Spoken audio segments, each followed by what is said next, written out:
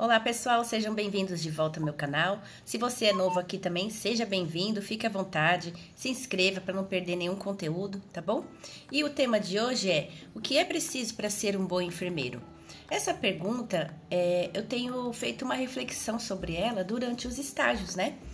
Porque cada pessoa é de uma forma, cada um é de um jeito, mas eu observo que tem características e habilidades que a gente precisa ter para ser um bom profissional, né? Principalmente da área da saúde no geral, mas eu vou afunilar aqui para a enfermagem, que é a área que eu estou já terminando a graduação, né? E tenho convivido mais aí devido aos estágios.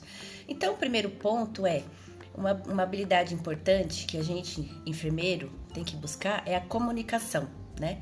A gente tem que estar sempre pronto para ouvir e tardio no falar, ou seja, ouvir o que o colega tem a dizer. Às vezes a gente tem que ser receptivo a uma sugestão, né?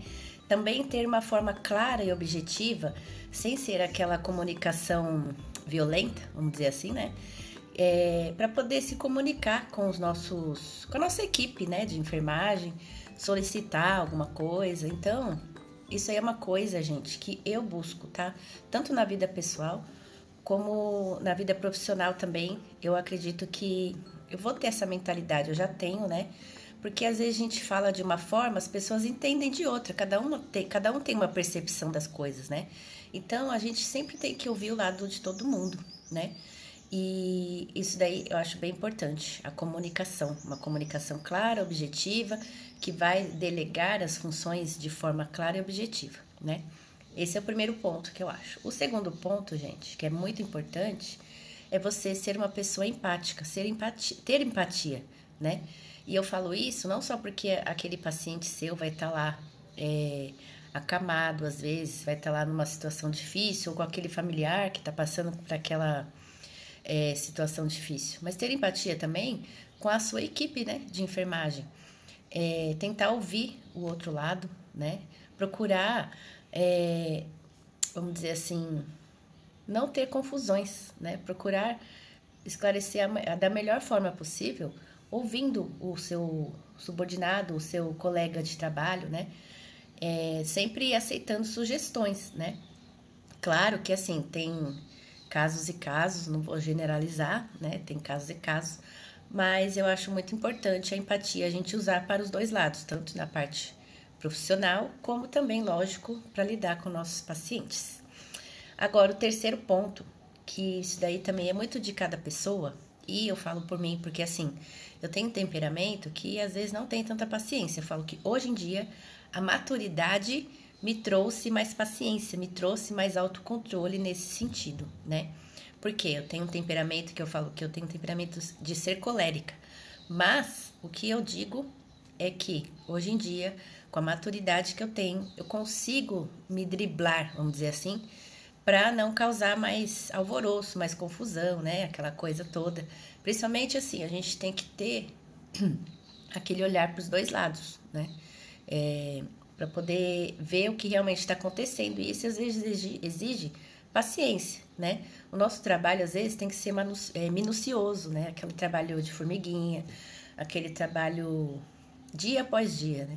E a paciência é uma qualidade importante, uma habilidade, né? Para ser um bom enfermeiro. Essa é a minha opinião pessoal, né, gente? Mas claro que tem muitos outros pontos de vista sobre isso, tá? Uma outra habilidade, né? Falando de paciência, lidar com o outro, que é o trabalho em equipe. Gente, o enfermeiro, ele não trabalha sozinho, ninguém trabalha sozinho, né? Desde o auxiliar, o técnico, o enfermeiro, a equipe médica, os fisioterapeutas, qualquer área da saúde, qualquer profissional da saúde que você vá lidar no seu ambiente de trabalho, é um trabalho em equipe, né? Cada um tem que saber o que pode ou não pode fazer, o que deve e não deve fazer, e pronto. Se solicitarem ajuda e você puder prestar essa ajuda, conforme for a situação, né? Você analisa, tudo bem, eu posso ajudar nesse caso, mas não saindo da sua competência, compreende? Então, assim, é o trabalho em equipe, né? O cuidado de saúde, a assistência de saúde é multidisciplinar. Então, a gente tem que ser o mais pacificador possível, para a gente criar um ambiente harmonioso para todo mundo. Para nós profissionais, que estamos ali muitas vezes em ambientes tensos, em ambientes inóspitos, né? Porque depende do local, por exemplo, um local de urgência e emergência, né? O pronto-socorro. Exige muito controle emocional, né? E para trabalhar em equipe. Então, assim, coloquem na cabeça que você não trabalha sozinho, né? Que você está sempre em conjunto ali com outros profissionais para poder complementar, né? E, claro, né, gente, às vezes já foi muito difícil para mim trabalhar em equipe, por exemplo, em trabalhos, né, da escola ou então na faculdade, porque eu quero fazer do meu jeito e vou lá e tomo a frente, esse é o meu jeito. Mas eu tenho me policiado para ver o que o outro também tem a oferecer, né? Às vezes a sugestão do outro ali na hora realmente é a correta, realmente é a melhor, então a gente tem que estar disposto, voltando lá, àquela habilidade de se comunicar bem, de ouvir, né? E vamos lá. E a quinta habilidade que eu acho que para ser um bom enfermeiro é habilidades técnicas. Gente, a gente não sai da faculdade sabendo tudo, né? Principalmente eu, por exemplo, eu falo por mim, porque eu não vim, né, de auxiliar, de técnico de enfermagem, eu entrei direto na faculdade. Tudo que eu tenho aprendido foi nos laboratórios, né, de práticas clínicas, foi também nas práticas clínicas em campo, né, então eu passei por esses rodízios, né, e também agora no final da faculdade, nos estágios, que a maior parte do semestre é fora da faculdade, é lá nos estágios, onde a gente é avaliado, pelos nossos conhecimentos, né, técnicos, científicos, por que a gente está fazendo aquilo daquele jeito.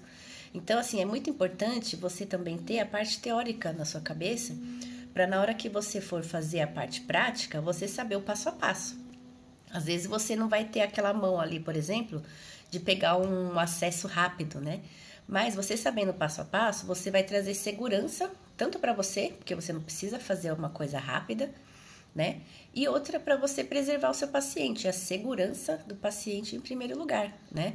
A nossa também, por isso que a gente usa os EPIs, mas o paciente também, ele tá ali passando por uma situação difícil, e aí você vai causar mais dor? Vai causar insegurança nele? Não.